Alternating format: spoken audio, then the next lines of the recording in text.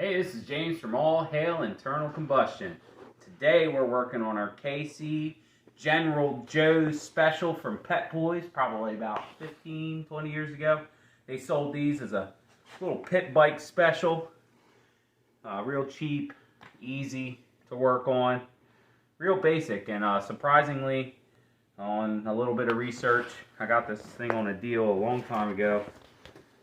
Surprisingly, on research, you can still find parts for these on Amazon for pretty much everything. So we're gonna figure out if it can run, if it'll run. Just do a once over and try to get the bike ready. Maybe start teaching the kids how to ride. Real basic kickstart, single cylinder, carbureted. Things we noticed right off the bat, the exhaust is a little loose there. Does look like it has a new disc brake caliper in the back. It is disc brake front and back. The front caliper has been removed. Front tire is either flat or not holding air anymore. Other than that, looks pretty good. So we'll go ahead and try to give it a fire up. It's in neutral. Doesn't have a clutch lever either. We're gonna have to find that. So, oh, that's broken. Looks like somebody tried to weld it, and yeah. So I guess that'll be our first step. We'll go ahead and get that lever fixed there, and maybe see if we can figure something out for the exhaust. But we'd like to get it fired up and running, so we know that it's not trash. Maybe I'll grab some pliers quick and got some right here. Open up this thing. See if it has some oil in it. We should have probably checked that before trying to kick it over, you know. Oh yeah, it's got oil. Smells fairly fresh. It does smell like it has some gasoline in it, but it is a two-stroke, so that's kind of nature of the beast. So, yeah. So we'll get this kickstand problem. We're either gonna disconnect it, try to get a bolt all the way through it, through the middle. That shaft looks kind of thin there in the middle. Or maybe we'll up the size of this bolt and try to lock it out. But obviously that's the only way to start it unless you got a lot of hills around your house. Which we do, but that's the easiest way to start it. So we'll start there. A little trick to show you guys. Sometimes these don't want to come off real easy. Now you get a nice fat screwdriver with a big fat head. You stick it right in between this mouth here. Just open that mouth up. And it usually helps wiggle that guy off. This goes for pretty much all motorcycles, you know. It's it probably doesn't help that it was welded on there at one point.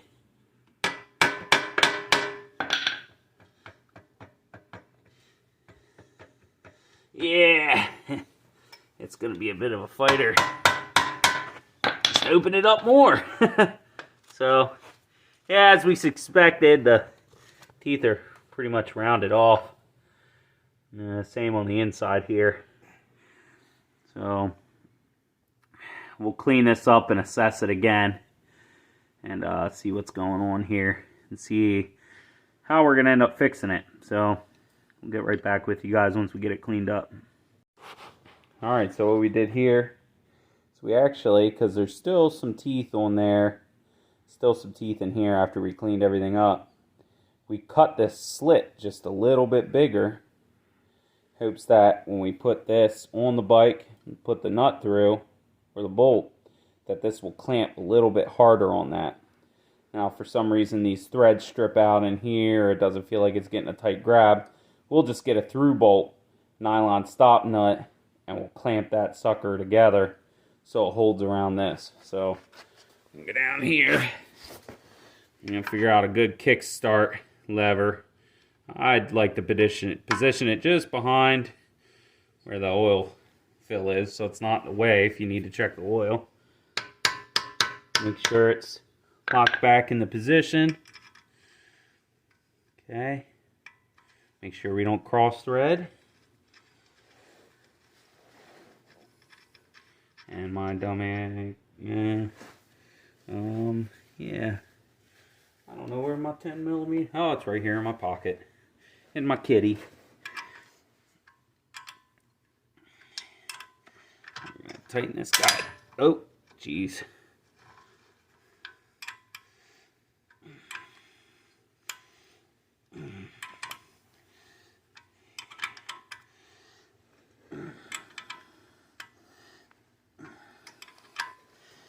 Yeah, this is probably a job for a socket now. Although it seems like the wrench did get it pretty tight. I can't get it any tighter with the wrench, so I'll have to grab a socket.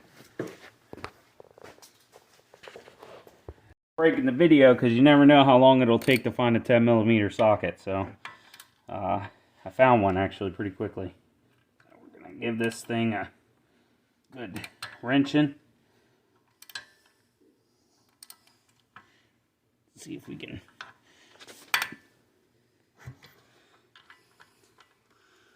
All right. I like that. I think that'll be nice and tight. So we'll see if she fires up now.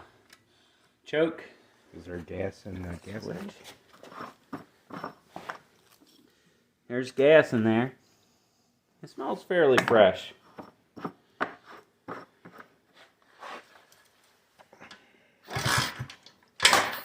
Oh, and it did it again. So we're gonna have to revise how we're fixing this Kickstarter. One kick and it took a crap. And I could try to tighten it down a little bit more, but that might not fix it either.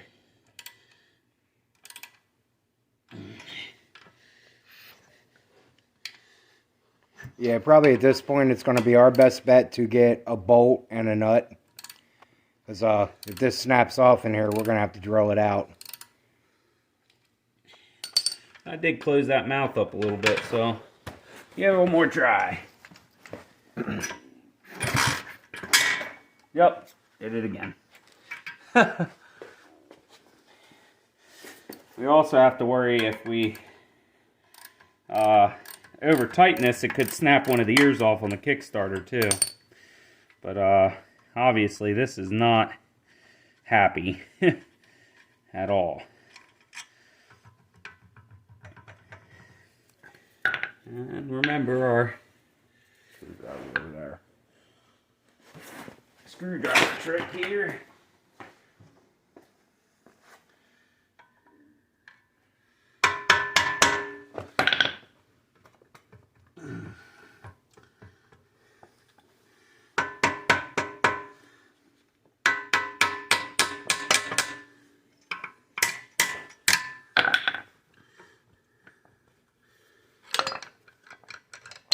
Maybe this doesn't want to come off. This wants to live on there broken forever.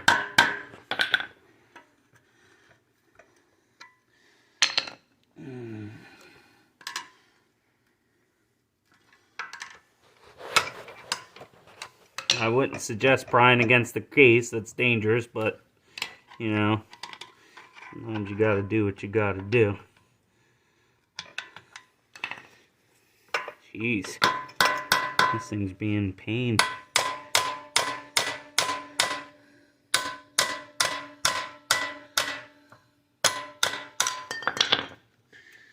As you can see, there's teeth on there. They're just, I guess they're just not Teethy enough. Yeah, and it might really be the teeth inside here that are the issue. You see they're completely flat. There's not really any way to cut new teeth in here. But there is. Even if we take too much material off in here, it's not going to grab the teeth on there. So, we're going to have to figure out a new way. I don't know that a through bolt's going to pinch this tight enough, but it might. The bolt might be jumping threads. So we might give that a try first. Drill this out to a 1/4 inch and we'll put one of those good old American sized bolts through there. And that'll drive us crazy every time we work on it.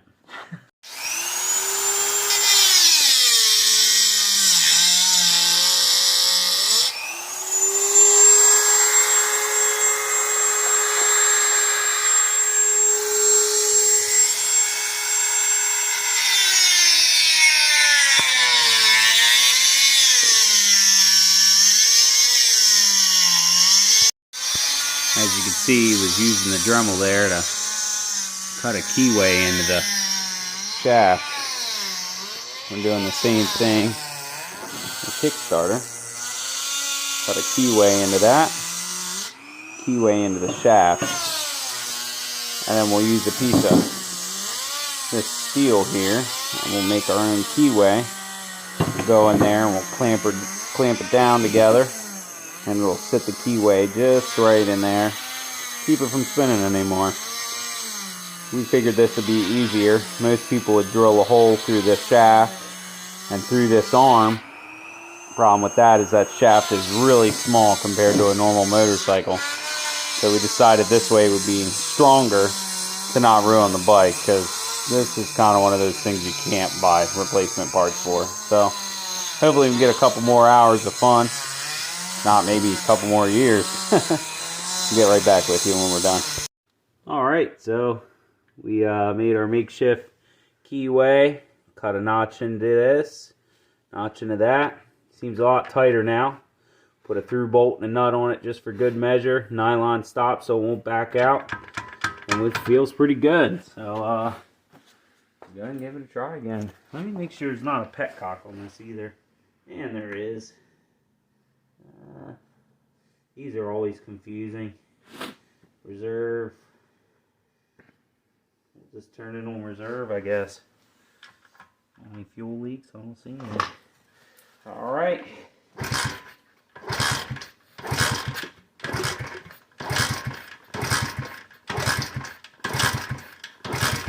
So I think we fixed our Kickstarter problem. Pull this air cleaner off and we'll see if we can't diagnose what's going on up here. Kill switch is on. That's good. Okay. This air cleaner out. Make sure. You know, it just says choke. You don't know really which way it means to choke. So, yeah, air cleaner's good and stuck on there too. Ugh. All right. Okay, so push up would be choke. So I don't think I had it choked at all. And I don't smell any fuel. Let's disconnect this fuel line. That ain't coming off. Turn it on reserve, I guess. I don't know which way is reserve. Petcocks are mysterious to me. Oh. Oh, no. I don't know what that was.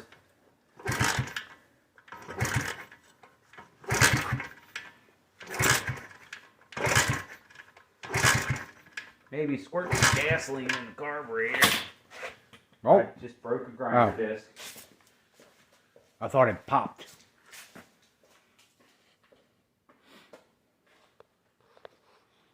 I don't know where our gas squirter bottle is. That's some carbon choke cleaner. That'll work. Carbon choke cleaner. The real starting fluid.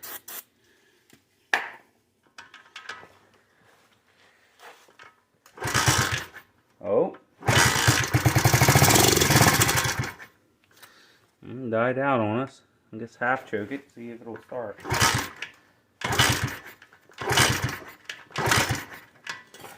And say if it fired up, it's probably a fuel delivery problem at this point.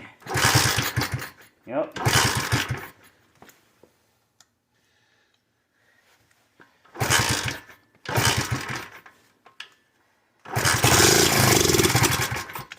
Alright, I guess we better make sure that we're getting fuel. That line is brittle. We're gonna pop it off anyway. Break it, we'll have to get a new one.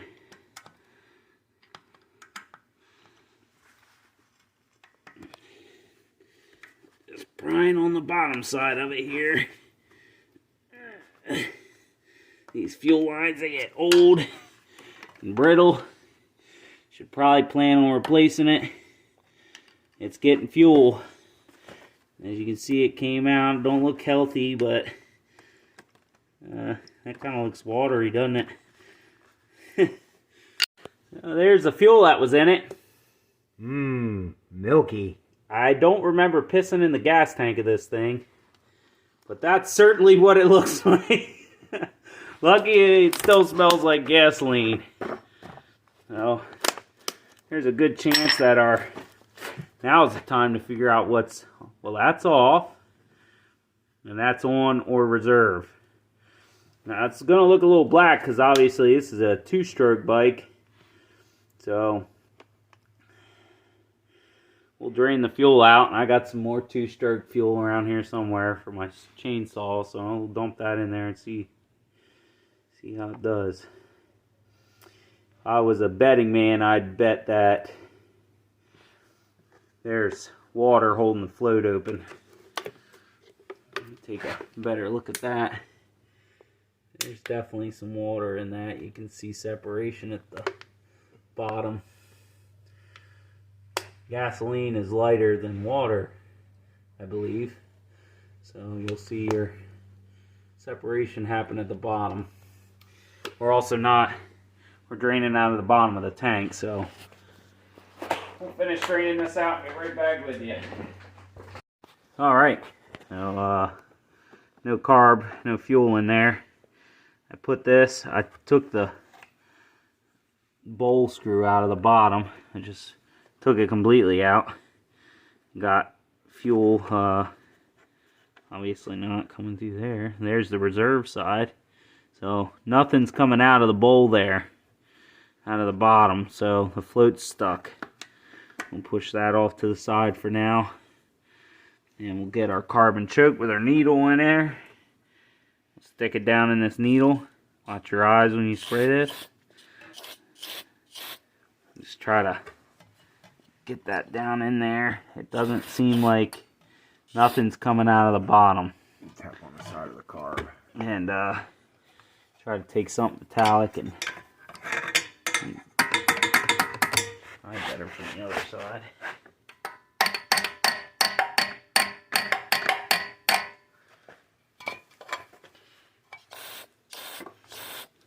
Still nothing. We might have to pull the carburetor off.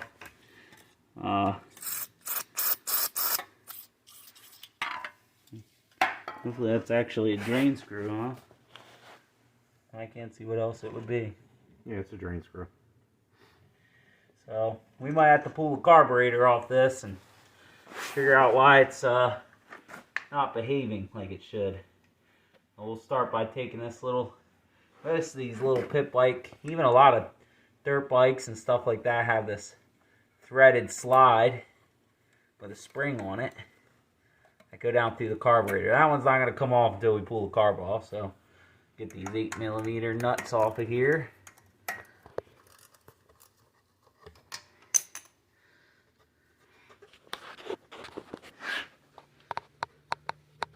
Yeah, we're just getting the nut off of this side.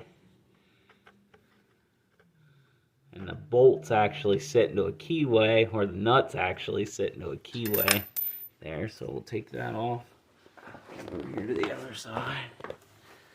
Looks like we got this little tabby in the way. We'll just bend it out of the way because it needs to be there permanently anyway. So, there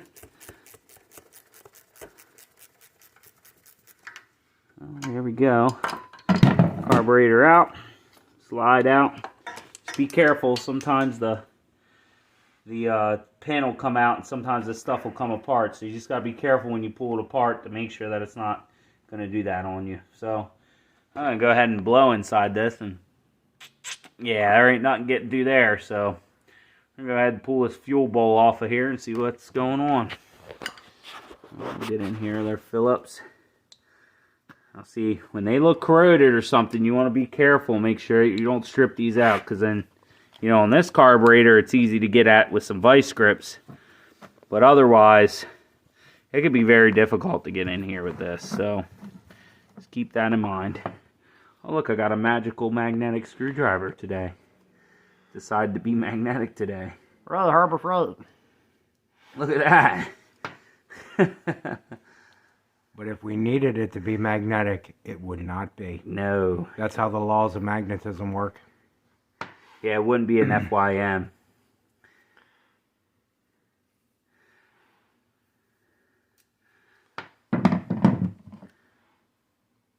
Surprise! It's not that dirty. So anyway, you want to pull this pin out of here. This is the float pin. And it looks like this one only is going to come out one way. So I need to grab one of these small Allen keys over here and pull it out. I'm going to stick in through the hole.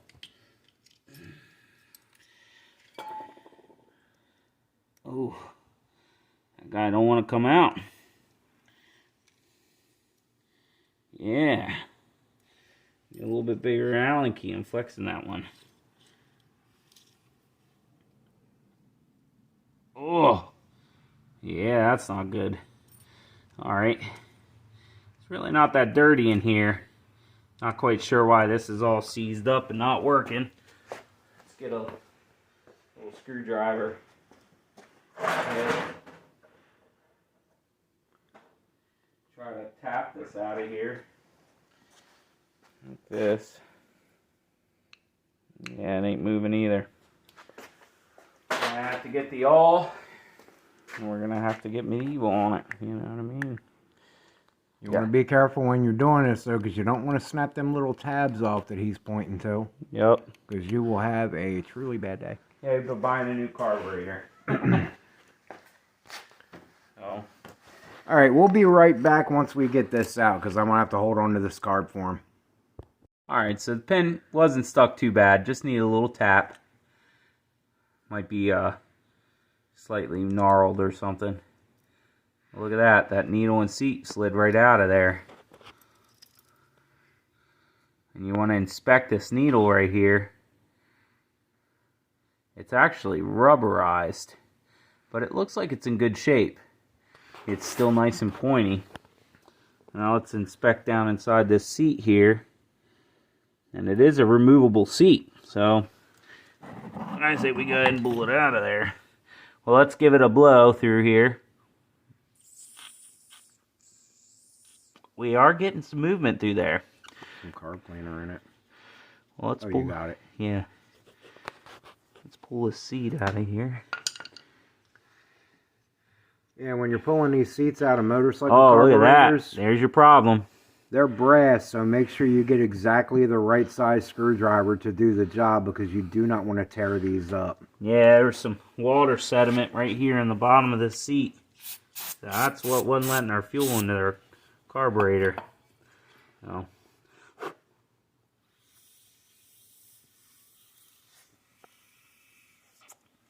Don't do that at home, kids. But that's pushing through there. I use an air compressor. The reason I use my mouth is that you can feel how much pressure is going through there. So if it's really gummed up, you can find yourself a needle or a pin to go through there and just make sure that thing's cleaned out all the way, you know, or a cutting torch cleaner. The real thin ones will go right through there. I can actually see through that now. So what we're going to do before we put it back together, because all inside that seat's dirty too, and getting air going through there, let's get our needle or our straw for our carbon choke. I almost never use these things, but boy, I'm glad I leave them on the can. Oh, that's nice. Oh, that's lovely. That looks nice and clean down in there. I'm happy with that. As long as the bike gets ran on a regular basis, you shouldn't have this issue. You know, you also, when you store things for the winter, you want to put a fuel stabilizer like Stable or, you know, whatever your preferred is. I find they all work pretty well. And there's also, there's certain stuff that's specific for, you know, carbureted small engines and things like that. So you can check your main jets and stuff while you have your primary and your secondary. That's what picks fuel up. When you turn the throttle, the needle slides up and pulls fuel. The Venturi effect pulls fuel out of this. Your secondary here, that just runs at idle. That just trickles fuel out. That's the small hole you'll usually find in front of your throttle or behind your throttle that pulls fuel even though the throttle blade's closed. So these are super basic, you know, there's not much to them. So before we put this all back together, clean the bowl out. Make sure that's clean. Get in there. Get immaculate. It's gonna get dirty again, I promise. So there it is. Alright, so another thing my dad reminded me on inspecting is you want to shake your float, make sure that it doesn't have anything in it. Sometimes sediment, you know, water or fuel will get in there if it gets a crack. This one sounds empty. So, and that one's made of plastic, so it's probably like a solid plastic, but it's really light, but you really want to check on your older metal floats. So here's the cutting torch cleaners. We had an old carburetor on the box, or a carburetor on the bench, and it had these cleaners in it. So these are actually perfect for cleaning carburetors, not just cutting torches. So I'm going to do the seat here for the needle, just to double check, you know. And then what we'll do next is this is called the main jet, correcting my vocabulary from earlier. And it serves as the main. This isn't the Honda Pilot or the Stone Temple Pilots, but the Pilot. And this has the purpose that I said before. So I blew through it, made sure it had steady stream through there. I just run my cleaner up through, and I could see it inside there. See, because that's where that needle of this slides down inside of. Like I said, see, it's tapering. This is just like a metering rod on like a regular carburetor, except that this is connected directly to your throttle cable. So that's cleaned out. And we'll just take the other one. I kind of usually look at some light. I can see that hole's perfect through there. We'll run this cleaner, the smallest cleaner we can through there. And the next one. Whoop. Best part about our nighttime videos, you don't hear any chickens in the background. So actually, before I put this back on, run some carbon choke through there, sprayed by hand. We can run some carbon choke through this to make sure it's good. Yep, we're good to go. Close this guy up. The main jet. Now this one, if you notice when I took it out, it actually had a gap between here. There may have been a washer at some point on this. Maybe someone else already had this carb apart. But I just tightened it down until I felt it seat inside the brass in there. So this is the Pilot. This one, the smaller one. Smaller one's the Pilot. Pilot. So pull that out, and you can see that has some holes down in the bottom, and a little hole in the very top. Like I said, it pulls small amounts of fuel in for idle. So we'll just spray down in here. Make sure it's clear. Some came out the top, some came out the bottom. It's a very tiny hole in there. It doesn't need much fuel to idle. We'll just clean this off. Spray down in there. I seen a stream coming out. Make sure the threads are clean. No obvious obstructions. Remember, this is brass. You always spin backwards until you hear the click, so just listen.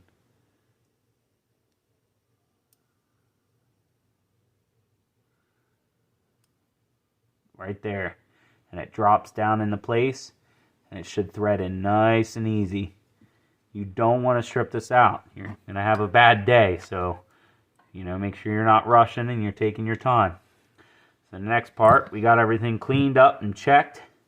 You can go ahead and kind of thread your jet on here.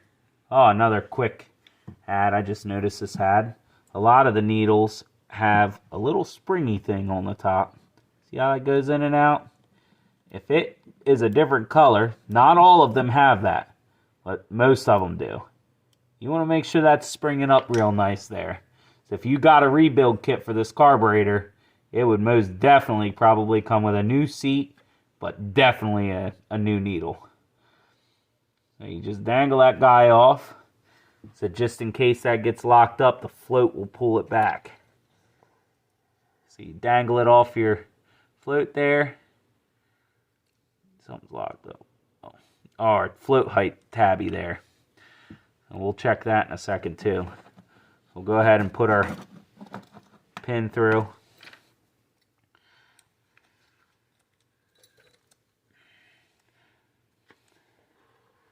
Now, I would say we're going to check our float height, but since we don't really have any specifications on it, we can't measure it. Not going to look it up. I'm just going to take a look at it and see what we're dealing with and see if it looks like it's fairly close. So this pin's just going to need a little tap it through. I'll get my hammer here.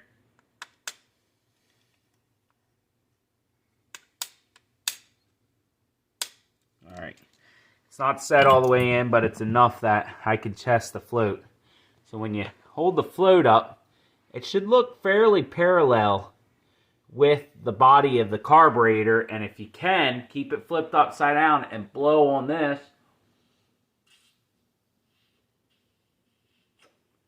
If you don't get any fuel through, your needle and seat is working properly. So then you just want to kind of lift up on this and make sure that the needle goes down, but just kind of flip it upside down. I could see the needle pulled out. The float's set way down. It looks like it's a little low, but I think it'll be okay. If it, the fuel level comes up and the float comes up and it stops the fuel from coming into the carburetor. I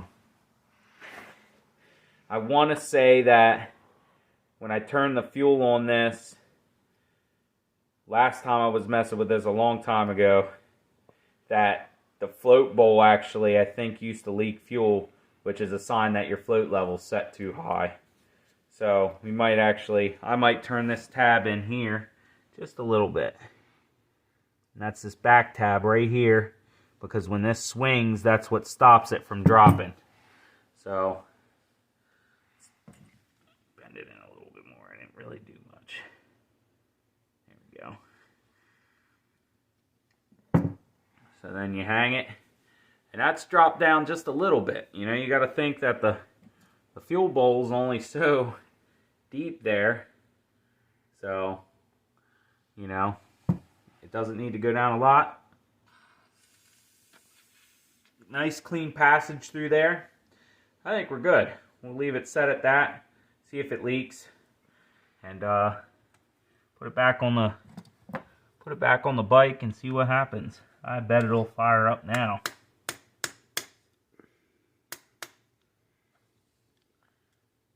Leave your makeshift hammer in the comments below. Is it just what you pick up around you, or is an adjustable wrench your go-to if you have an option that's not a hammer? Sometimes you never know what you use as a hammer. So this O-ring was stuck to this, but this isn't where the insert is inside of this base here. The insert's actually right here in the carburetor. So we're going to insert this in here to hopefully be sure that it sits nice. And you want to make sure your gasket surface is clean here. I know I kind of did that after the fact. And same here. It's a little dirty. Take our gasoline soaked rag and wipe this off. And it still looks dirty. Well,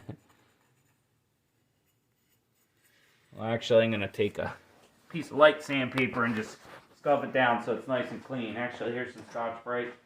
That'll work perfect.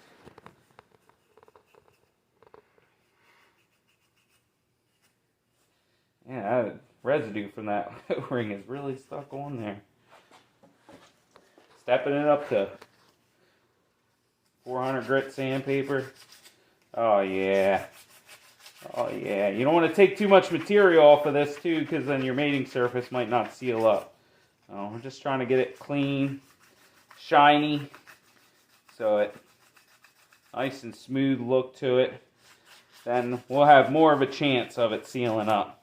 Obviously, the only gasket sealer you can't use any really in this application. One, there's an O-ring, and two, it's a lot of gas. And there's only one type of gasket sealer I know that holds up the gasoline, and I don't know if it would hold up in this application. Permatex's, I think it's called Supercross or something. I don't know. It has a dirt bike on it. I used to use it on all my side covers, and it always held up really good. It's a great gasket sealer. It's hard to find. I had to order it online last time. So we're gonna put the bowl back on. That looks a little dirty down in there for me sanding it. And you want to make sure you get that out after you get done sanding it. I can promise you this thing's gonna get dirty with it being ridden. So, alright. Put the carburetor back on. Boop.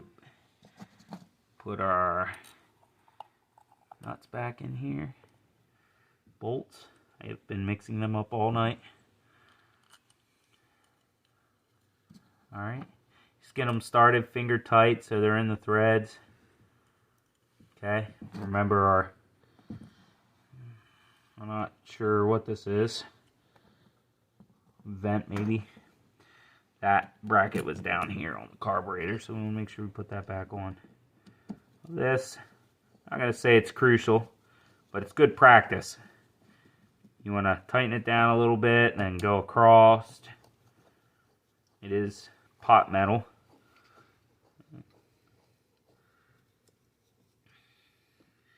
Just tighten them down a little bit, snug them. Nothing crazy yet.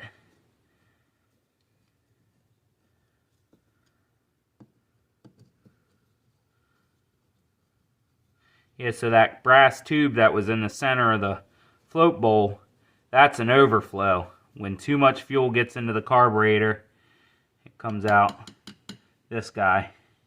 Normally there would be a hose on that runs down inside the frame and below the bike.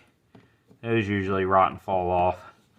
Anyway, got those snugged down. I'm going to go back and give them a good wrenching.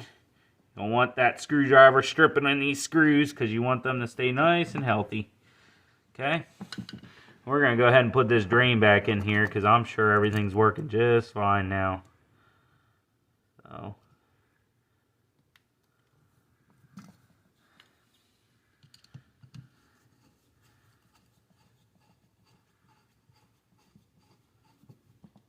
Alright.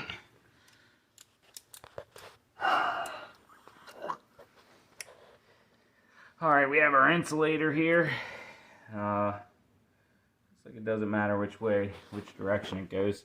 Now remember when we took this apart, we had to,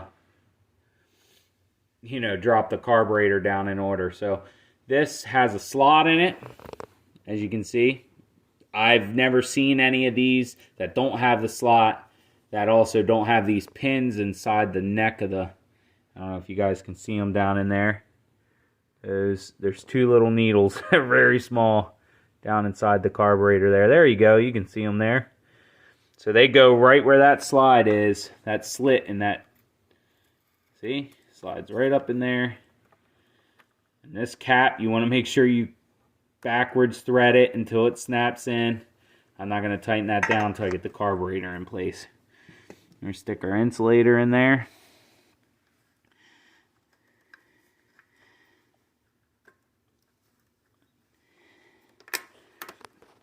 Alright, we're going to go ahead and bolt this carburetor all on and put the air cleaner back on it, and we'll be right back. Alright, so we got all our fuel cleaned out of our tank. We made sure there was no rust in there in that plastic tank. Put the line back on. We're going to replace it. It's actually not falling apart yet, so I'm going to run without the air cleaner just in case I got to give it a little persuasion. So make sure that our throttle nut is tightened all the way down. I didn't finish that part. We're going to finish it right now. So good to do a little mental checklist to everything before you run something anyway.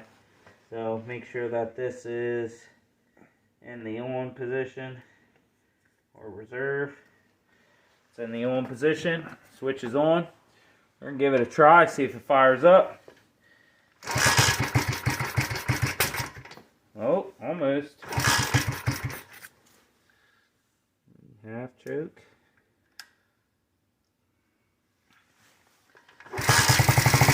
There it goes. It's kind of cold out right now. It's right about 40 degrees, so sounds like it's running.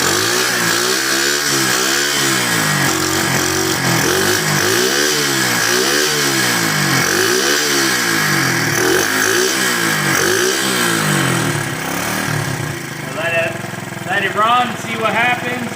Sounds like it's doing pretty good. We'll let it heat up. Not too much. This is an air-cooled motor, but you know, until the pipe gets hot. But this has been great. Glad we got it running. Kill switch just broke. This is James from All Hail Internal Combustion. Make sure you like it. That helps with our algorithms. And subscribe because we need you. Have a good night.